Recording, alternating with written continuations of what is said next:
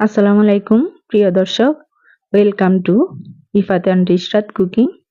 আজ আপনাদের বিক্রমপুরের একটি ঐতিহ্যবাহী মুলকা তৈরি করে দেখাবো। আশা করি আপনাদের ভালো লাগবে। মুচমুচে এই মুলকাটি স্বাস্থ্যকর ও মজাদার, আর সাথে থাকছে নারিকেলের চাটনি। খেতেও ভীষণ মজার।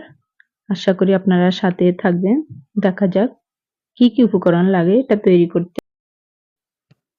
প্রথমে আমি মিক্সিং বলে একটা বড় সাইজের আলু কুচি করে নিয়েছি ব্লেন্ডারের সুবিধার্থে।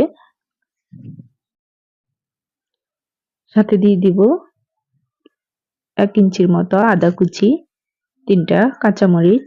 আপনাদের চাল আপনারা যত খাবেন বেশিও দিতে পারেন, আমি 3টি দিয়েছি।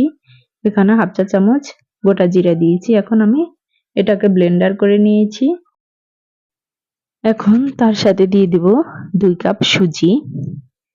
2 কাপ সুজির জন্য আমি দিয়ে দিব 2 কাপ পানি। এখন সব উপকরণ আমি ব্লেন্ডার করে নেব। দেখুন ব্লেন্ডার করে নিয়েছি। ব্লেন্ডার করার পর বেটারের ঘনত্বটা ঠিক এরকম হবে। এখন আমি এটার সাথে দিয়ে দেব 1/3 কাপ বেসন,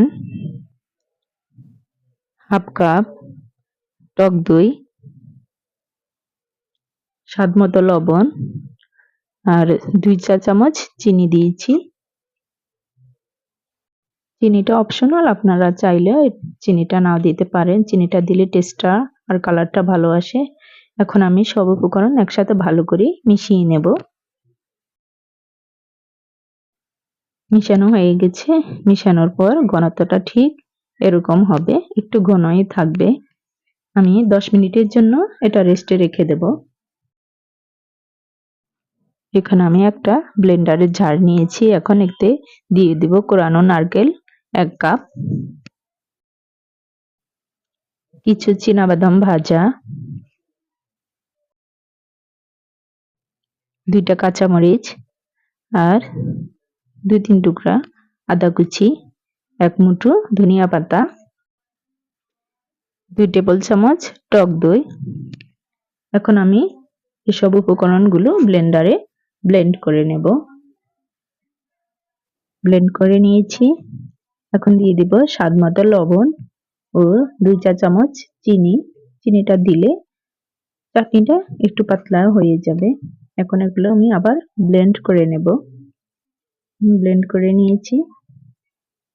আমার চাটনিটা তৈরি। আমি চাটনিটাতে এখন ফোড়ন দেব। আমি সরষের তেলটা গরম করে নিয়েছি। এখন 2-3 টুকরা শুকনো মরিচ দিয়েছি আর হাফ চা চামচ সরিষা দিয়ে দেব। সরিষাটা দিয়ে 1 মিনিট নেড়ে চেড়ে তারপরে চাটনিটাতে ফোড়নটা দিয়ে দেব। ফোড়নটা দিলে নারকেলের চাটনির টেস্টটা আরো বেড়ে যাবে। আপনারা চাইলে ধনিয়া পাতা এবং মরিচের ভর্তা এগুলো করে নিতে পারেন। আমি নারকেলের চাটনি তৈরি করে নিই। 10 মিনিট পর দেখুন ব্যাটারটা অনেকটা ঘন হয়ে গেছে। আপনাদের কাছে মনে হয় যদি ব্যাটারটা অনেক ঘন, তাহলে সামান্য পানি দিয়ে পাতলা করে নেবেন, তবে বেশি পাতলা হবে না। মুলকা তৈরির জন্য আমি তাওয়াতে সামান্য তেল ব্রাশ করে নিয়েছি।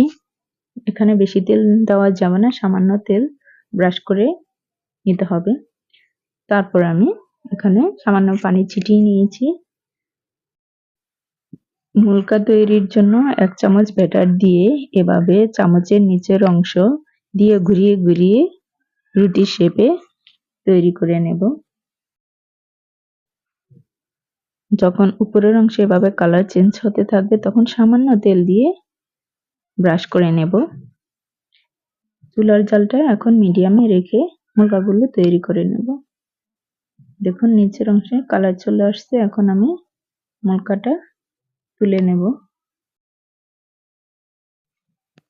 এভাবে সবগুলো মুলকা আমি তৈরি করে নেব।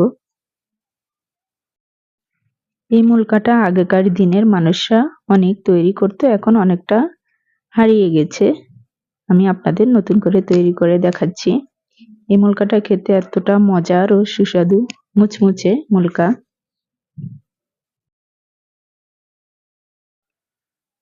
আমার সবগুলো মুলকা তৈরি হয়ে গেছে। দেখুন দেখতে কতটা সুন্দর ও লোভনীয় লাগছে। সকালের নাস্তা হিসেবে এই মুলকাগুলো ভীষণ স্বাস্থ্যকর। নারিকেলের চাটনিটা তো আরো বেশি মজার। আপনারা একবার এভাবে বাসায় ট্রাই করে দেখবেন। আর আমার রেসিপিটি ভালো লাগলে লাইক কমেন্ট করে পাশে থাকবেন। আল্লাহ হাফেজ।